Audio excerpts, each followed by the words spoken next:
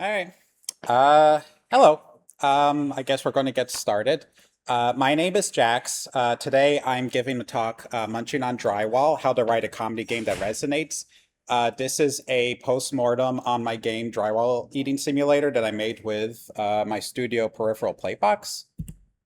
Just a quick thing on my background. I've been in the industry for over 10 years since graduating RIT. I've worked as a creative director, programmer, designer, and writer. Like I said, I'm currently studio head at Peripheral Playbox, which is a small studio I founded with my friend Charmaine Duff. Um, I don't know how many people are already familiar with Drywall Eating Simulator if you showed up here, but here is the teaser trailer to give you an idea. Okay, okay, we have audio.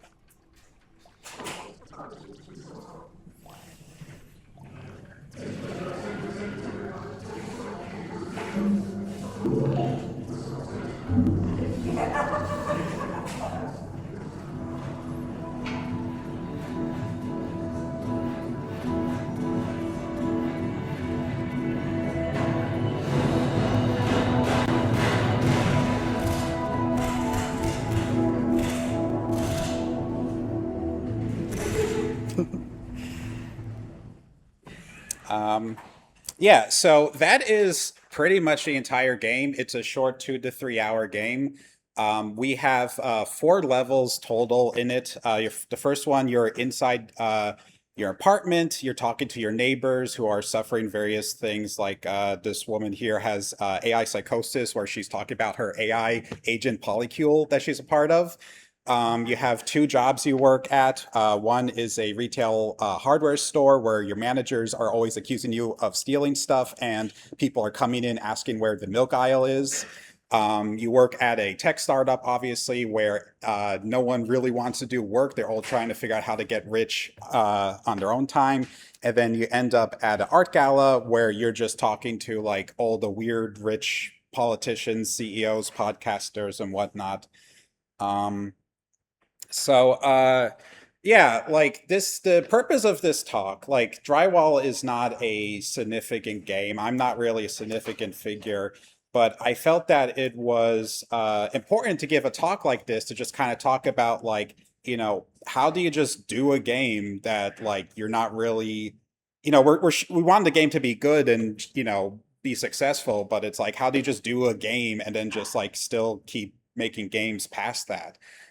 So I felt like for just postmortem, it's kind of useful to just talk about like a couple big topics of like just how do we ship a game where we only have like one real joke and one game mechanic, and kind of just like what the writing process for that looked like. I do want to talk a little bit about like the context of like how we got to making drywall, like how did we, start a studio and all of that, just because I feel like that's an important part of like the creative decisions that we made later on. Um, but it's pretty important to note, I'm going to reiterate a lot, is we have no idea what we are doing. Like me and Char and the rest of the people on the team have like the background and experience to like navigate issues.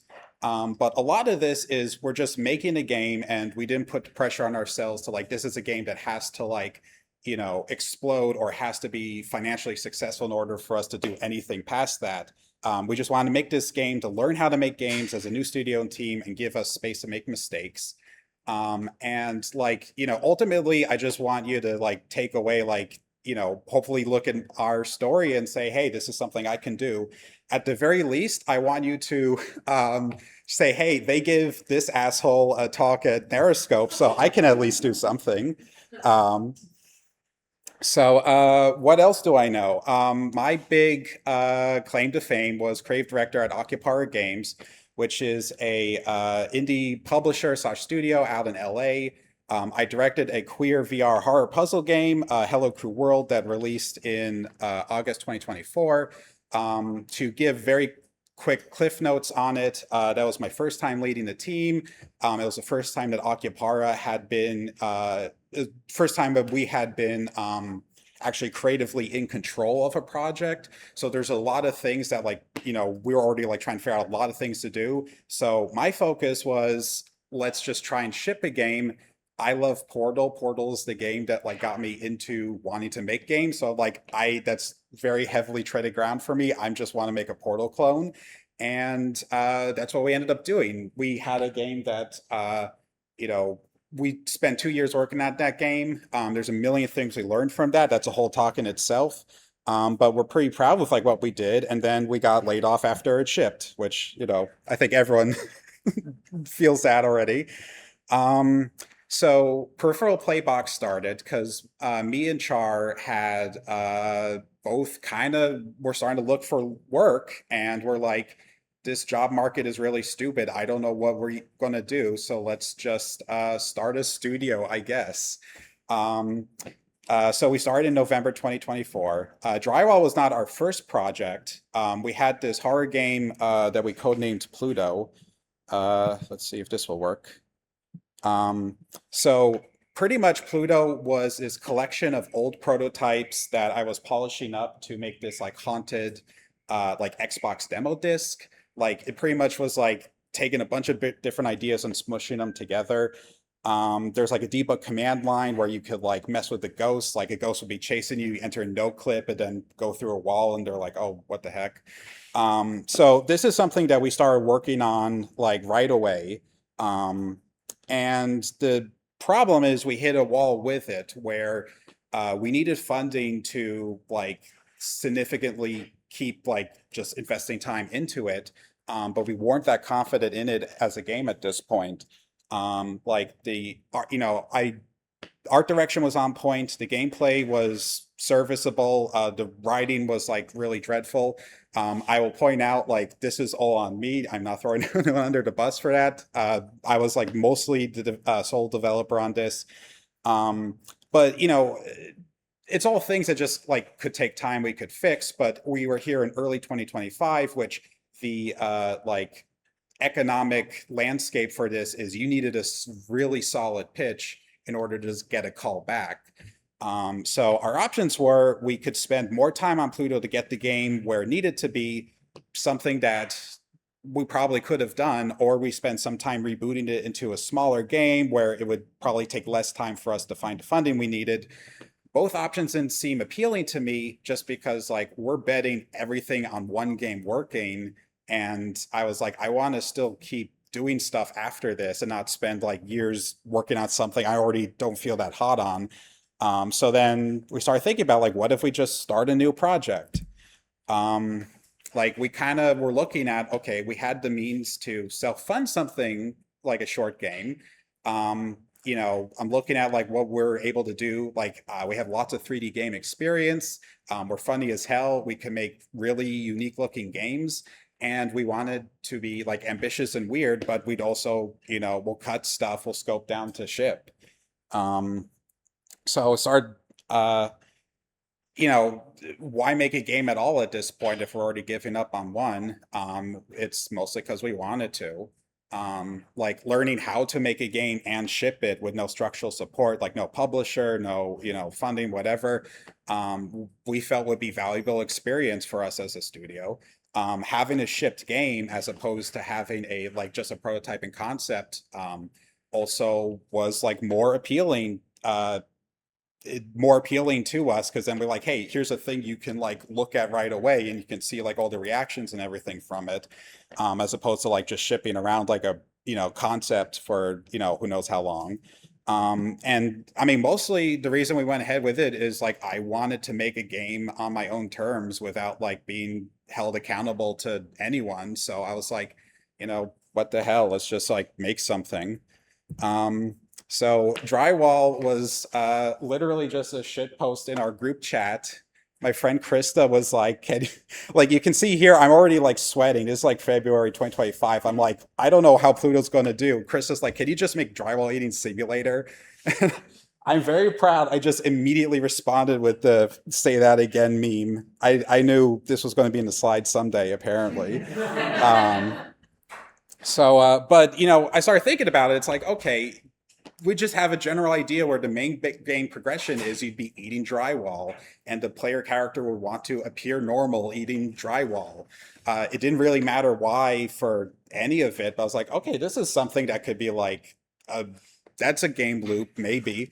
And as we started like making out the concept, it's like, okay, there's like one joke, one main mechanic, and it's like that can actually work pretty well.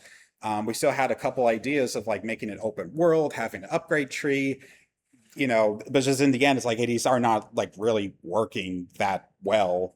So like, let's just keep it simple.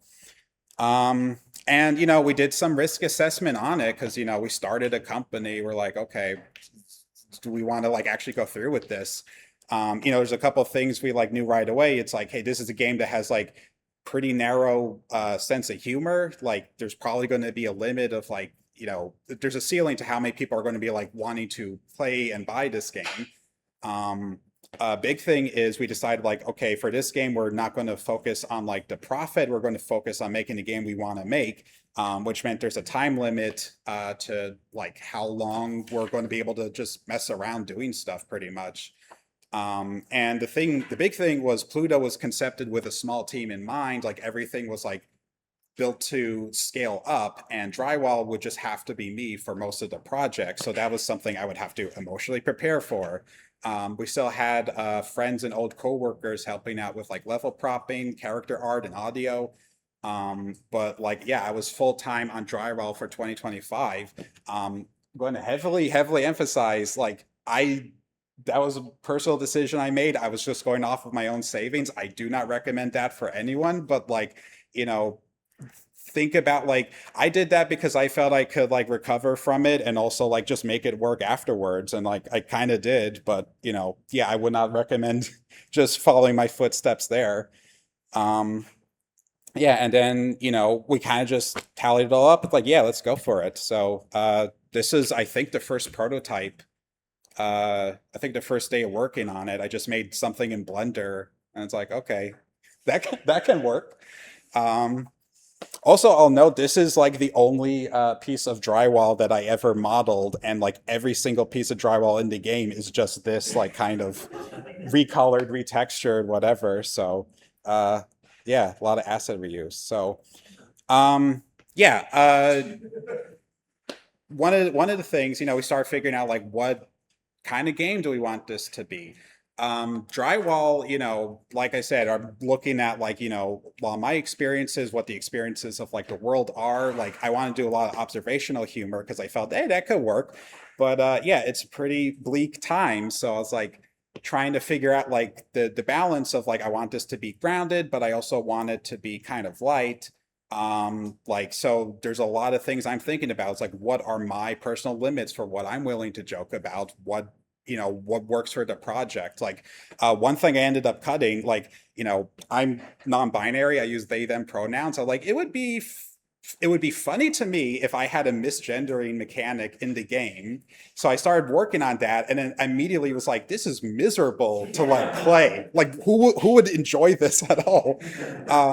So, and that's a big thing. Like, I don't think I need to reiterate for like this kind of crowd, but like punching down versus punching up is like, I started prototyping that for like a day, and then I like went to like trusted people. It's like, hey, is it like, am I crazy, or is this like horrible to do? And they're like, maybe don't do that. I'm like, yeah, okay. But yeah, just think about like what your audience would like, think about what you want your audience to feel, and like how comfortable you want to make them. Like, if you want to make a game where you're upsetting people, like, go for it. Just be honest with yourself. That's what you want to do. um so characters, like, drywall is just mostly based on the characters that you're talking to. Like, I structured it around sketch comedy, more or less setting up a situation with a bunch of weird people. There's a lot of one of my secret sauce ideas is give a person hyperfixation and then like a little bit of a personal reason why they are fixated. Like, one example is one of the tech bros. He is worried to make any decision without consulting his mom. But now with the advent of AI, he doesn't have to call his mom anymore. My mom hates that joke, but but that's the kind of thing to think about. Is like, just take it like a little bit further. And the big thing is also like, there's elements of like comedy writing I was like following, but it's like you don't have to follow like a rigid structure, especially when you're like transferring mediums. Like, think about the pace and interactivity that appeals to you. And a really big thing, especially for comedy, is how much is structured around timing is something you have to think really deeply about because it can be challenging in an interactive medium. This is an example of where did the mouse go? Oh, there it is. This is an example of how you talk to characters in Drywall. So this is at the hardware store.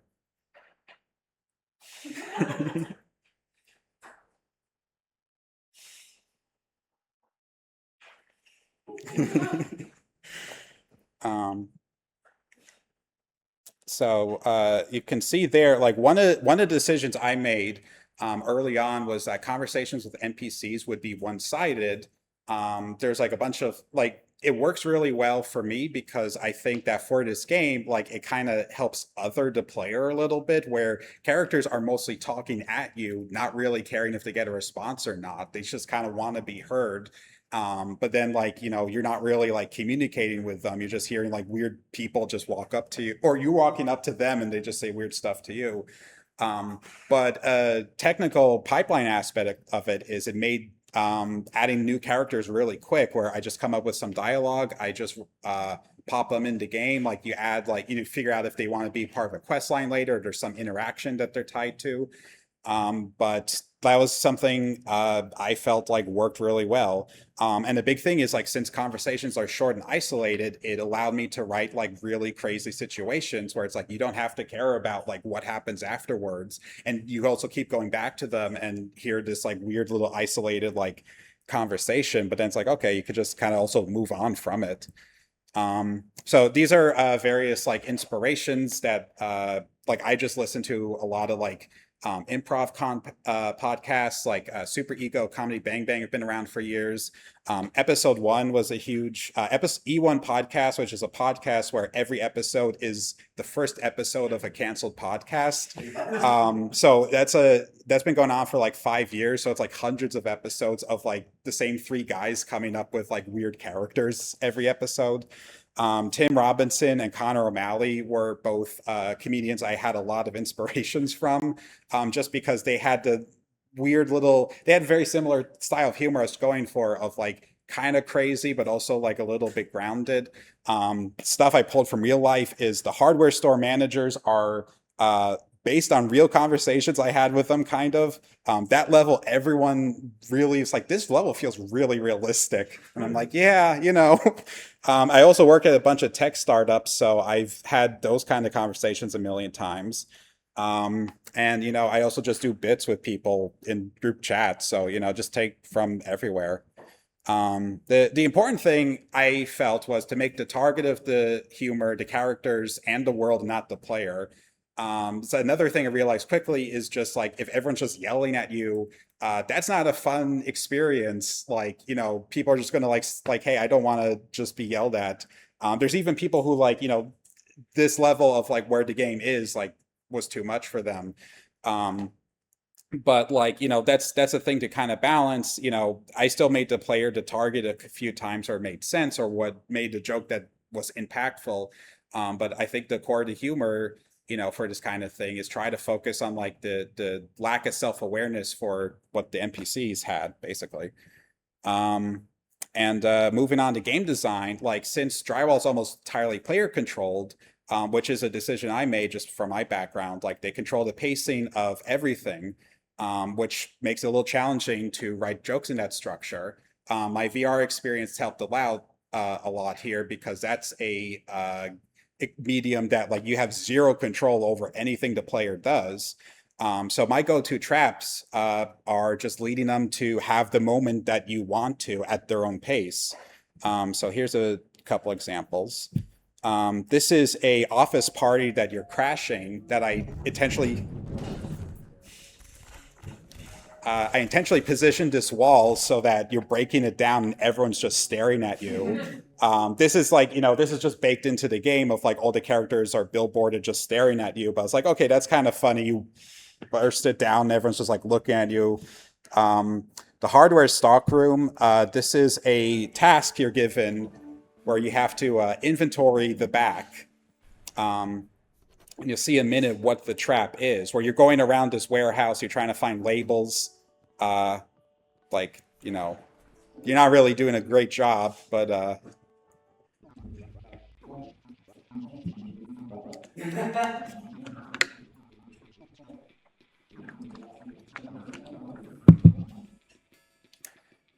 so the trap here is that the player goes through at their own pace and like, okay, something will happen after this, but then he just resets all the labels, and that's a game loop you're trapped in until you find the wall that like you're able to break down and then break out, and then he just goes away. So, um, and yeah, this one's also my favorite. It was just a very simple Looney Tunes kind of joke where I was like, there in the art gala, there's a maze.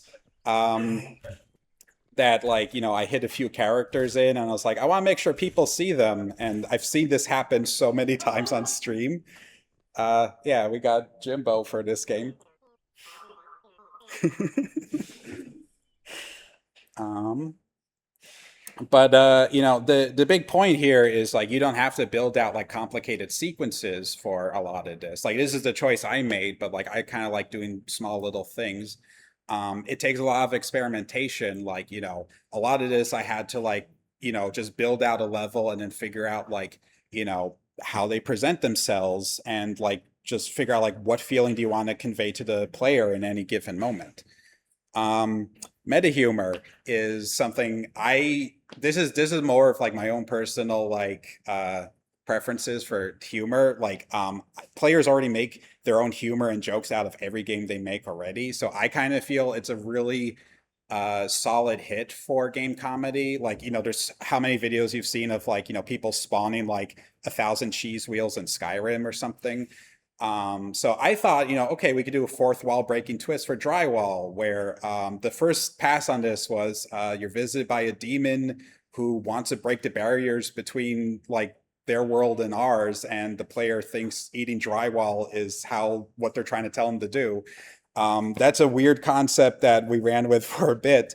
We eventually landed on the player just being inside a computer simulation. The jokes I wanted to have happen is like you have some higher power you're talking to. There's a dreamscape hub that we could like just act as like this is basically where you return to after you finish each level. The thing I found funny was like framing the actions as the player's some important work. Like, you're eating drywall, but I wanted someone to like be like, this is life or death that you have to keep doing this. Being inside of a simulation made a lot of this like concept easier to get across, and also it plays into the title of like, yeah, it's a simulator, it is a simulator in a simulator kind of thing. um but it also allowed us to like make fun of how the game looked. Like, we have we have like character art that was like hand drawn, but like all the environments are like just assets I bought off Unity. It's a very low poly looking game, but I was like, okay, we actually have like jokes in the game where they're like, yeah, we know the game looks like crap, but it's a simulator, we're not artists, like, just do your job basically. But it's also something where it allows a vein of like self-deprecation humor. And this is also a thing I was doing for Pluto, where I was like, we're making a retro kind of game that allows us to like, have weird, bugs or whatever, but also like intentional and unintentional bugs. But I think also, it helps like, just subverting expectations can really be impactful for people if they're going into a game with like, okay, I kind of have an idea of what eating simulator would be. Subverting those expectations really helped like, draw people in and remembered the game later on. Um, oh, here's this is the cleaning the bathrooms joke. Uh, this is you're cleaning the public bathrooms in the hardware store. Um,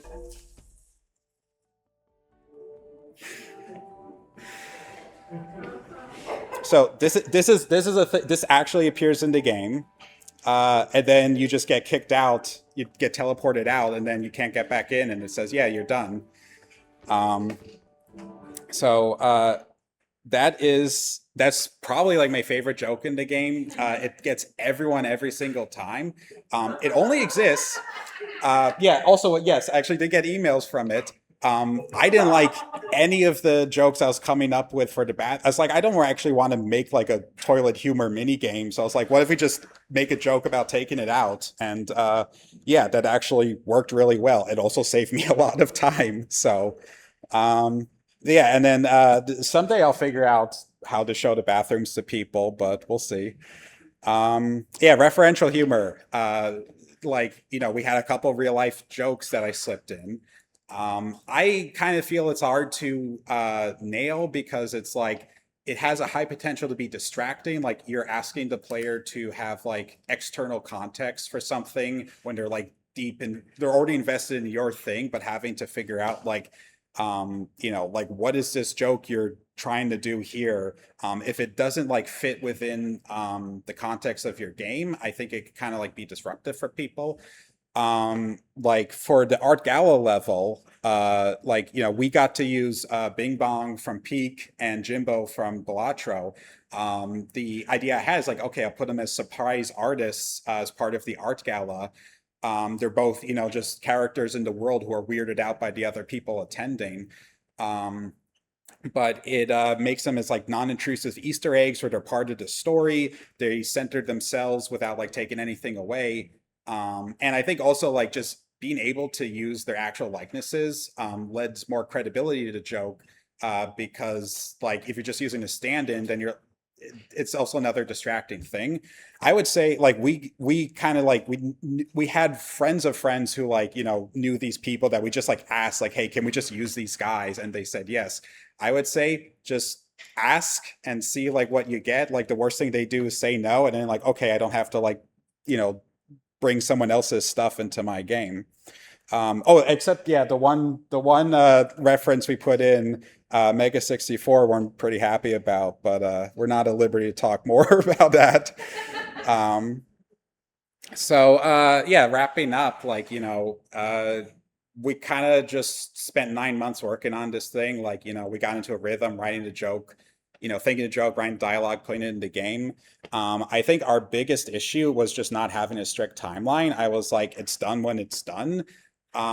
Meant, there's multiple ship dates that just kept slipping further and further back that, we ran out of time. This is like this is me being like arrogant and like, oh yeah, I know how to like ship and scope down. And then you end up with like, we thought originally drywall was going to take 3 months and, yeah, 9 months later, it's like, okay, we need to really think about that for next time.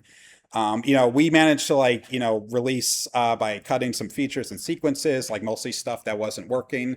It also didn't leave us with that much QA and playtest time too, which, you really need that. That's another point we kind of missed out on.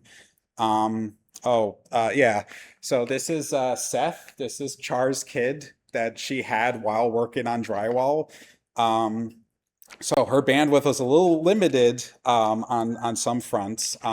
We were in during development before we released. We were in both women-led games showcases at Summer Games Fest and the Game Awards, which boosted wish lists. I would say a lot of that is just like luck of like what people were like picking up on. We did do some social media postings, but ultimately this is a very short, very linear game. Like the only thing I could really do is like post jokes. And there's like a point where it's like, I'm just going to give too much away from the game. So I was like, we'll just show after the game comes out. But yeah, Char had a baby through most of this. So one thing we tried doing was hiring Future Friends Games as PR. Like they sent out press releases and managed Steam key requests. It was something we were also trying. It's like, hey, how far would this actually go if we spend a little bit money on it? And like, I don't think it was like strictly necessary, but it at least helped us. Um, but yeah, also very, very lovely folks to work with. And like how we did at the end was like, we're pretty happy with it. Like we sold over 1,500 copies. We had 13K wish lists. We had a lot of bugs on launch, but we fixed them quickly. Responding to people in the Steam forums on Discord is really important. Like people really appreciated the turnaround we had. We kind of consider it a success for us. Like, the only thing we want to do is ship a game and everything else was a bonus. Like I felt a little bit, I still struggle to like classify this as success just because like I worked in publishing for so long, but in the end it's like, yeah, this worked. We're happy with it and we're applying a lot of lessons to the next game. So yeah, I don't know. Like, there's a bunch of things we learned. Like, I think my lessons are just don't give up. Like, even though we gave up on the one project, it kind of birthed this other thing out of it that we're still happy with. I think the most important thing is surround yourself with people who want to mutually uplift one another. Like I could not have got this done without like Char, without like the people on the team who are like willing to like come in and help. And like we had friends who like were just like, hey, I just want to help with the thing. I don't care, like, and just profits, whatever, like try not to be hard on yourself for the failures of, you're just going to fail in some areas, you're going to succeed. But you just learn the lessons. And my biggest lesson is just do the thing if you can do it. Like, like I said, like, we kind of, we started this because we were both unemployed and we're like, hey, we can actually kind of do this if we do this really quickly, and figure it out. And, that's kind of what happened. So, yeah, that's it. Um, but yeah, Q&A. Yeah. So, yeah, questions?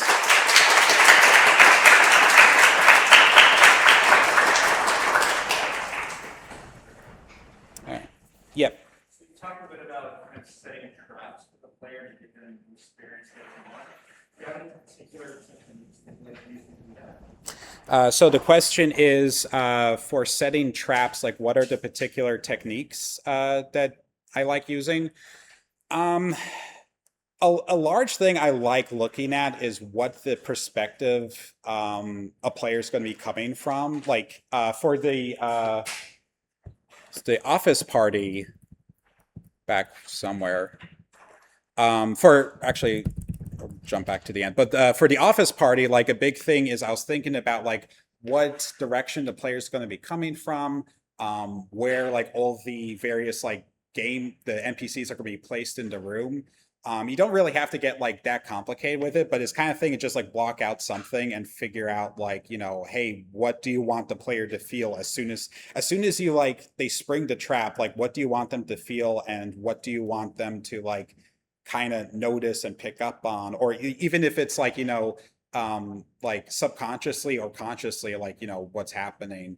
Like in the horror game, Hello Cool World, like I had a lot of traps where like I would place like something that was like visually interesting and then have like some little like spider thing like crawl out from behind like a pillar. Like basically you entice someone to like move closer to something and then have this trap spring where they're like, oh my God, like, what was that?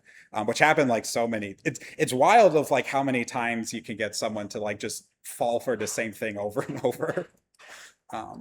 But yeah. Oh, I saw you first, so sorry. Yeah, you. Hey, can you hear me, Rebecca? Yeah. Okay. So you said that the dev timeline kept extending. Were there any jokes that you wrote at the time that by the time of release that you did not think were funny anymore?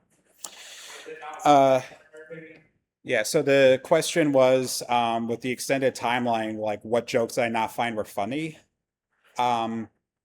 So it's a pretty good question because like I think it's pretty hard because it's like, I mean, I've been used to like long dev time, so like there's just a thing where it's like you have to just be kind of happy with the thing. Like even you see a joke over and over, you kind of just have to be happy with it in some degree. Like I would say with the long dev time, like when we started to have cut stuff, like that was the, oh, this joke is like not working for me, or it's like too complicated. Like one really big thing in the inventory, like the stockroom task where you're just like going around taking inventory. I was trying to come up with like a deeper mini game mechanic that like, extend the joke further. If like, oh, you're like you have to remember a number and then bring it to a whiteboard, and then the whiteboard kept getting messed up or something. But then I was like, there's so many variables and things I have to keep track of that, like, I was like, okay, we're just going to cut it. It's just going to be, you click on the thing and it says you got it. And that kind of worked better. So I don't know. Sometimes stuff works, sometimes stuff doesn't, but I don't know. Like, I'm pretty happy with like what's in the game. And like, you kind of cut the fat a little bit when it comes to go time a little bit. So hopefully that answered, but okay, yes. So I have two questions. The first is, I love that moment you showed us, the kind of the Discord moment. How did you know when that, like, sort of lightning bolt of inspiration or whatever from that Discord message struck? Like, how did you know later not to discard the idea? So the question was, how did I know from the Discord chat, like that's an idea I wanted to roll with? The biggest thing, I mean, I think it's different for everyone, but it was just mostly that like I heard the phrase and then I just immediately had like an idea of what that could look like. And it just was like a thing that just stuck in my head for like longer than a day. Like I have like ideas like that like all the time. And sometimes they end up in something else or they end up as a smaller thing. But like that was a thing where, I was like at the time I was like, okay, I want to make a smallish game idea and something that's like really simple. And that was literally just right time, right place, where it's like, oh, I could see how that could work, and just kind of, keep feeling that out basically. So. And my follow-up question was, in order to create a more sort of authentic body player experience, did anybody on your team try eating drywall? So the question was, did anyone try eating drywall? No. I think there was like one point we talked about like stealing some drywall like from a dumpster in a construction site and just smashing it and seeing. But yeah, no one had any impulse to eat drywall as far as I was aware. So, yep. I hesitate to admit this, but as a creative designer, I often gravitate towards like a very sense of humor. That works for a lot of people, especially other developers and academics, like in on the joke, and even if they're subjected to something, they still find it funny. There's still another reaction to that. That's frustration with having to experience something that I thought was funny. And so I'm wondering if I should lean into that sense of humor, that's what I gravitate towards, or if there's a way to balance, laughing with the player rather than not. So the question for Discord is like you're asking like, should you design more for your own personal enjoyment versus like what's for the player? So I would kind of say it really depends on like the project and what you want to do with it. Like there was a point, I think the first like month we were like, this is a game that we're just going to be making jokes for the player. And then as time went on, like there's a lot more stuff that became like more personal, more like, authentic to us. And then it was like, okay, this is a game that like we're kind of just going to be making for us. And then like if other people enjoy it, like, hopefully it's a wide enough experience, we still sell a little bit and get some attention. It like my real answer is like, I think you kind of just have to like sit with it. Like I would say, even try like take a joke that you feel like could work either way and then just see what works. And even, just make a decision there and just keep making decisions. Like drywall kind of was just, like I said, like we started one way, then we went the other way. And a lot of that was just like, we're going with what we like doing. So I don't know. It's down to personal preference, but I think if you're just like being introspective with what you want to do and, confident in like pulling it off, I think that's the real answer. So at least that's what worked for us. So.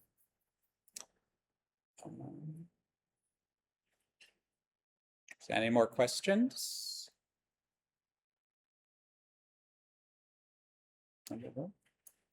Oh, yes, sorry. Yeah, I guess I'm curious about the translation of comedy into a game medium specifically. Did you find that there were any like styles or types of jokes that were funny on the like idea phase, but when you tried to implement them, it just wasn't working with the gameplay and like how players approach them.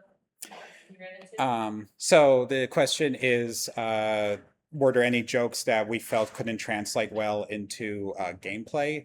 I would say, like, for me, I think one of the more difficult thing was like when I would try to like over design a joke, I guess. Like I was saying with the stockroom before, like, that was a more complicated like mini game. Or the bathrooms was actually a perfect example where like, I was trying to figure out like, do I really want to make like, poop and pee jokes, or make like a game mechanic and around that. And I was like, okay, I could maybe do it, but it's like I would say like for me, because it's like just me working on it, a lot of it was coming down to like what did I want to spend like time doing.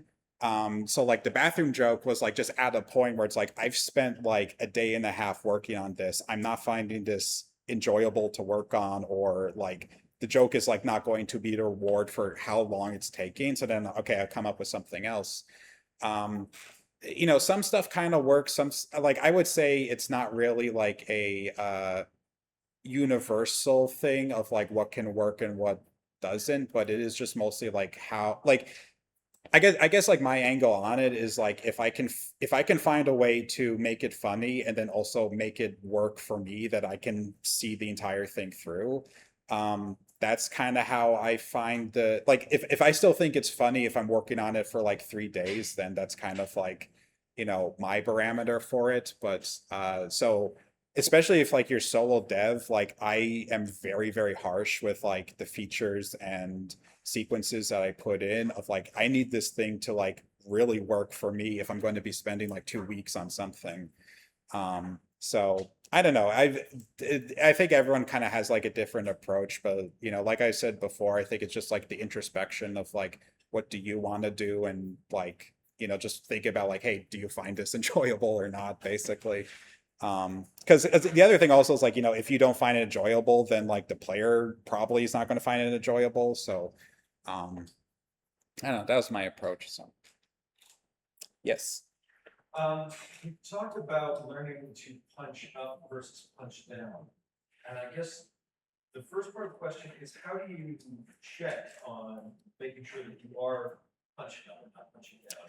And then the second part is how do you test jokes with people where if you've used the same, player multiple times, that they've not, whether they're finding the joke funny the second time? So a two-parter of like how do you tell like punching up versus punching down, and then how do you play test well, I guess keeping it surprising for a player.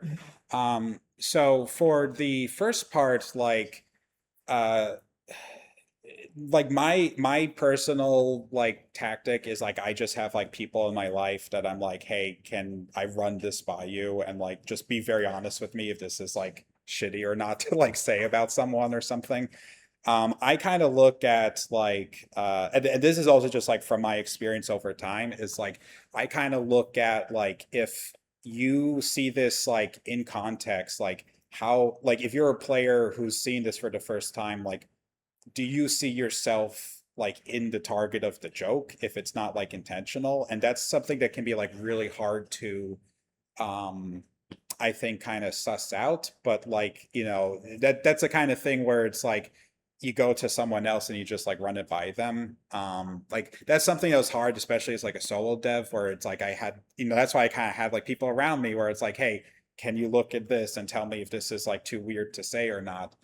Like the apartments I really struggled with initially, because the apartments level is mostly just normal people as your neighbors. So I was like, there's a point where it's like, oh, I don't want to just make a level where it's just all of these like weird people who are just like kind of normal. Like everyone else in other levels are like, there's a context that's making them like weird. Like if they're, they're just like this AI obsessed tech bro or something. It's like, okay, that's like a caricature enough where, or I kind of just don't care about making, I don't care about like hurting their feelings. But if it's just a normal person, it's like, yeah, you probably like want to make them a character enough that it's like no one would relate to this, or if they do, then you found like someone you don't want to like have any reaction with a little.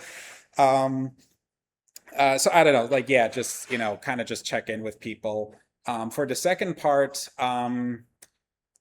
that's kind of tricky in like, for this game, like, we didn't do as much play testing as I would have liked, but a large part of it is figuring out like what you want to play test. Like for this game, I kind of just like I just had to like not care if like people found the jokes funny or not. Like it was like, this is the sense of humor that the game is, and we'll kind of just roll with it.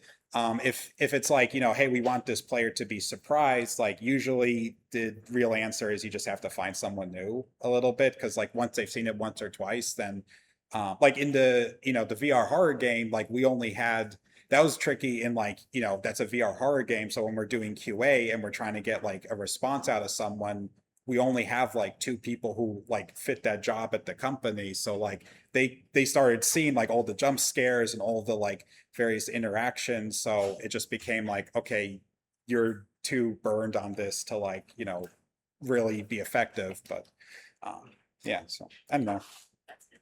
Okay, so I'm getting called time. So thank you everyone for coming out to the talk.